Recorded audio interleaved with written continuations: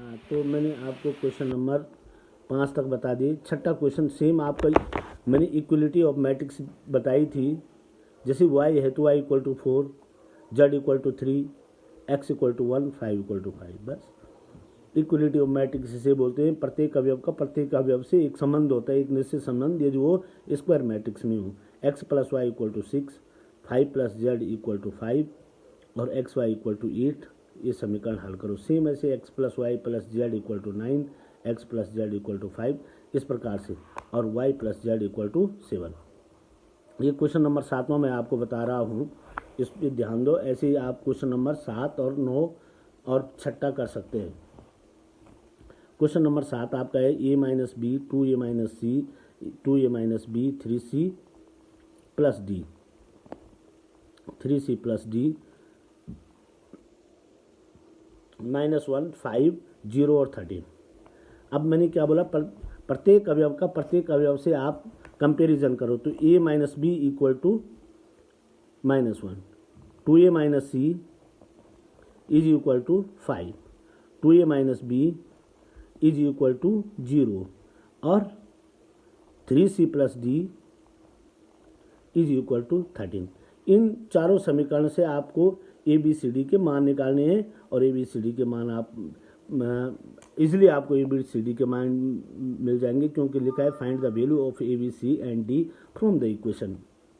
अब पहले A minus B वाली इक्वेशन ए के इन दोनों से हम ए माइनस बी निकाल देंगे। ए माइनस बी बराबर -1 है, और ए की इक्वेशन ये है कि 2a minus B is equal to 0। देखिए आप यदि इनको ऐड कर सब्सट्रैक्ट करते हैं तो माइनस माइनस और माइनस, देखिए सॉरी प्लस, तो प्लस बी से माइनस बी कैंसल, -2a में से ए गए तो minus A is equal to -1, यानी A equal to 1। A equal to 1 समीकरण 1 में रखेंगे। मानो ये समीकरण नंबर 1 हो, ये 2 हो, ये 3 हो, ये 4 हो, और यहाँ पर आपने लिखा from equation first and third, पहले और तीसरे से आपने ये हल करा, तो आपको ए की वैल्यू आई। और put the value of A in equation first, put the value of A in equation first. तो फर्स्ट इक्वेशन में रखेंगे आप, तो ए बराबर क्या आया 1, तो ए की वैल्यू 1 बराबर किधर जाएगी, -1 होगी, माइनस बी बराबर -2, यानी बी बराबर 2 आ जाएगा। ये आपको बी की वैल्यू भी आ गई। बस सेम आपको सी की वैल्यू निकालनी है। तो अब आपको 2 इक्वेशन से तो आपने कर दिया, अब तीसरी इक्वेशन आपके पास फ्रॉम थर्ड एंड, देख लीजिए next, from second and fourth, from second and fourth. तो सेकेंड क्या है, सेकेंड इक्वेशन है 2a plus C is equal to 5 और 3c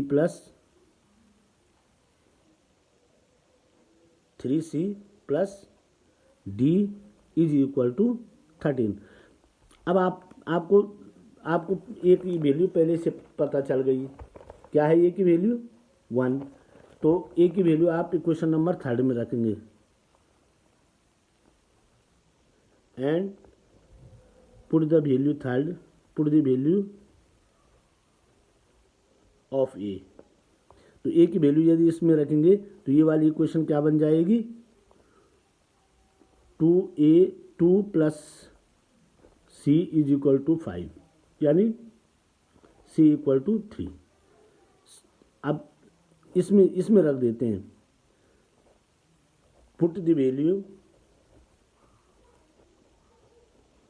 of C in equation fourth में रखेंगे, तो फोर्थ वाली इक्वेशन है 3c plus D equal to 13। C की वैल्यू आपके पास आ गई 3 plus D is equal to 13, यानी D is equal to 13 minus 9 is equal to 4, D equal to 4। तो आपको इक्वेशन वैल्यू प्राप्त हो गई। ए की क्या हुई 1, बी की क्या हुई 2, सी की क्या हुई 3 और डी की क्या हुई 4। तो ऐसे आपने अन्य वैल्यू निकालनी है। अब आप समझ गए होंगे, ये मैंने आपको 7वां क्वेश्चन दिखाया।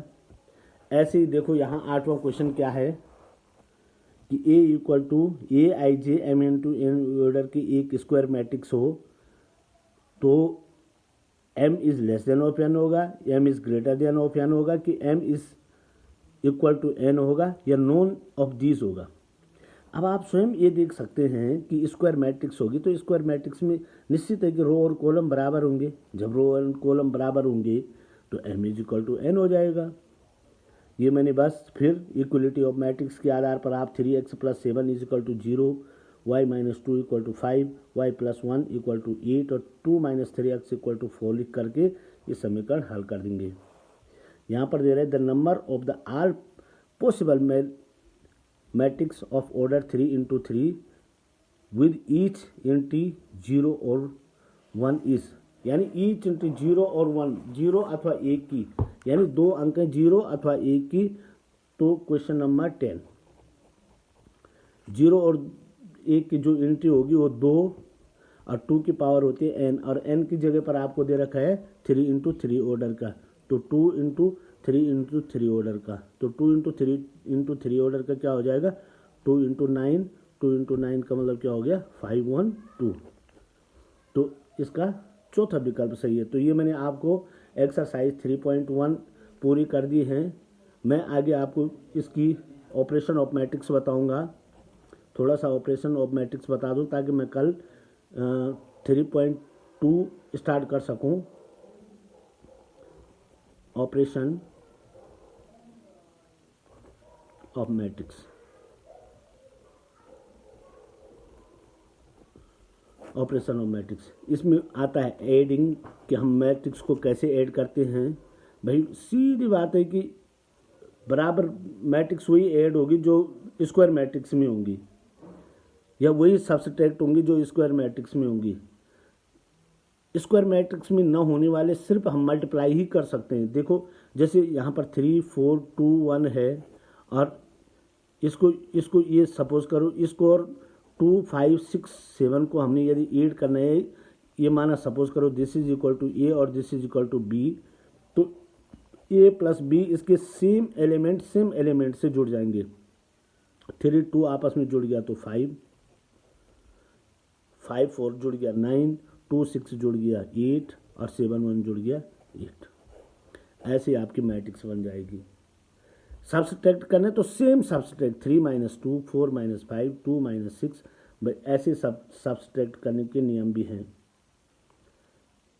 यदि हमने इसमें किसी भी एक मैट्रिक्स में माना इसमें a + 2 भी करना है, a + 2 भी करना है, तो इसमें 2 की मल्टीप्लाई करनी है सबसे पहले। फिर और यदि इसमें 2 की मल्टीप्लाई करनी है तो ये मैट्रिक्स हो जाएगी 2 × 2 4, 2 5 जा 10, 2 6 जा 12, 2 7 जा 14, यानी इस 2 की प्रत्येक अवयव के साथ, प्रत्येक एलिमेंट के साथ मल्टीप्लाई होगी। जो हम ऐसा लिखेंगे कहीं पर कि सपोज करो this is equal to B, तो व्हाट इज 2b, तो 2b मीन्स आप 2 का प्रत्येक एलिमेंट के साथ मल्टीप्लाई करेंगे, वो 2b बन जाएगा। ऐसे मैं आपको बता रहा हूँ, सब्सट्रैक्ट मैंने बता दिया, एड बता दिया कि एडिंग कैसे होती है। अब मल्टीप्लाई इसकी सबसे इम्पोर्टेंट पार्ट है इस चैप्टर का। इसकी जो मल्टीप्लाई वाला पोर्शन है वो सबसे इम्पोर्टेंट है, वो मैं आपको दिखा देता हूँ।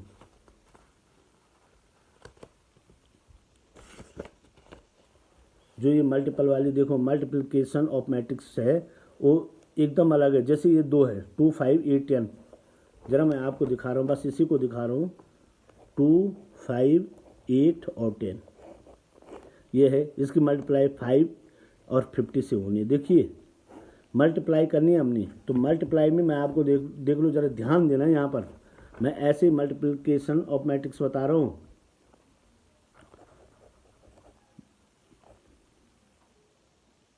मल्टीप्लिकेशन ऑफ मैट्रिक्स, देखो इसका रो और इसका कॉलम ऐसा जोड़ते हैं, इसका रो इसका कॉलम, 2 5 जा 10 प्लस 5 इंटू 50 250।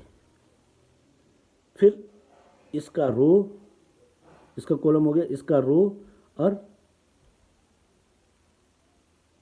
दूसरा होता तो दूसरे के साथ फिर इसका रो और इसका कॉलम होता, लेकिन है नहीं। अब इसका रो और इसका कॉलम फिर नीचे आ जाएगा। 8 इंटू 5 40 प्लस 10 इंटू 50 500। ये क्या हुआ 260 और 540। ये बन जाएगी इसकी मैट्रिक्स। ऐसे बनानी है आपने। सपोज करो, देखो इसका दो थे तो एक ही बना, इसका ये और इसका ये और इसका ये। ऐसे में ऐसे ही होते एलिमेंट, जैसे 3 4 2 5 ऐसा होता और 3 3 2 3 ऐसा होता माना। और इस मैट्रिक्स की मल्टीप्लाई बोलता आपस में, तो इसका ए और इसका ये, इसकी रो इसका कॉलम 3 3 जा 9 4 2 जा 8 एक हो गया। फिर इसका रो ही और इसका कॉलम 3 3 जा 9 और 4 3 जा 12 ऐसे। फिर इसका रो और इसका कॉलम 2 3 जा 6, याद रखना इसको, और 5 2 जा 10। फिर इसका रो इसका कॉलम 2 3 जा 6 और 5 3 जा 15। ऐसा बना, ये देख लो, ध्यान दो जरा ऐसे। अब क्या हो गया, बस कुछ भी नहीं करना, इसको जोड़ दो। 17 19, ये कितना आया था, इसका ए और इसका ये 5 2 जा 10, 16 और 21। ऐसे बन गई आपकी मैट्रिक्स, देख लीजिए आप। अब मैंने आपको मल्टीप्लिकेशन समझा दिया, 8 समझा दिया, सब्सट्रैक्ट समझा दिया। मैं 3.2 आपको कल 3.2 एक्सरसाइज की वीडियोस बना करके भेजूंगा। Thank you.